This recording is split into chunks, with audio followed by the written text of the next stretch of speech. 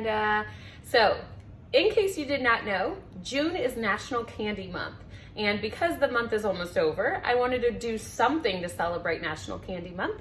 And what we're gonna do is something that's just gonna take you a couple of minutes and 2 ingredients. You just need some of your favorite LifeBoost coffee beans. I'm gonna choose an espresso for this. And your favorite chocolate source. I'm using the Lily's semi-sweet style baking chips because they are sweetened with stevia.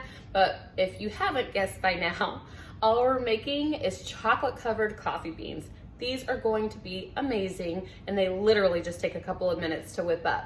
So let's get started and I'll show you how easy this is. All right, friends, when I say simple in a couple of minutes, I truly mean just a couple of minutes, if not less. All you're gonna do, take one of your baking dishes, line it with parchment paper so that the beans do not stick to it, obviously. I measured out, this is only at about 1/3 of a cup of the baking chips that I'm going to melt down. Of course, if you need to double or triple or even quadruple, can I say that word? Quadruple, there we go. This recipe, you can do so. This is all I'm gonna do. I'm gonna pop these into the microwave at 15-second intervals. Every 15 seconds, I'm going to stop and I'm gonna stir this up until I get a nice thin consistency that I can coat my beans with. So let's do that.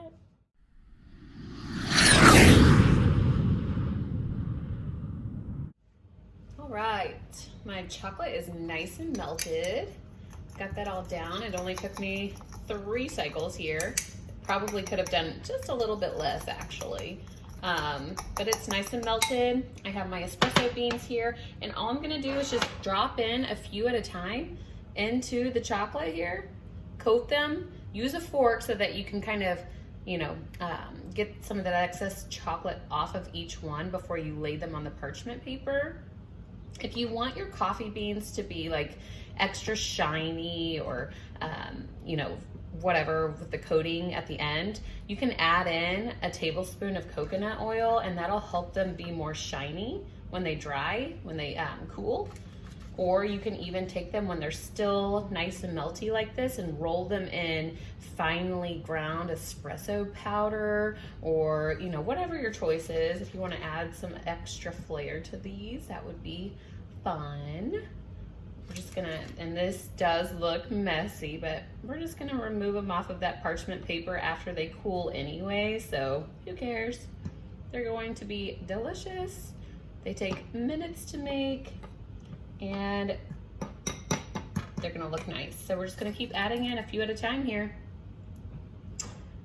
Coating them in that chocolate, kind of getting that excess off, laying them out.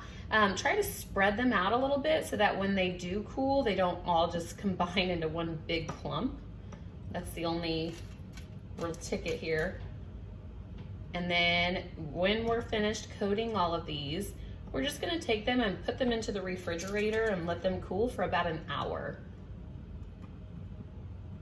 All right, I'm gonna keep coating these and I will check in with you here as soon as I get these finished. All right, so I have gotten these out of the refrigerator after about an hour. They have settled, everything has hardened back up, the chocolate has.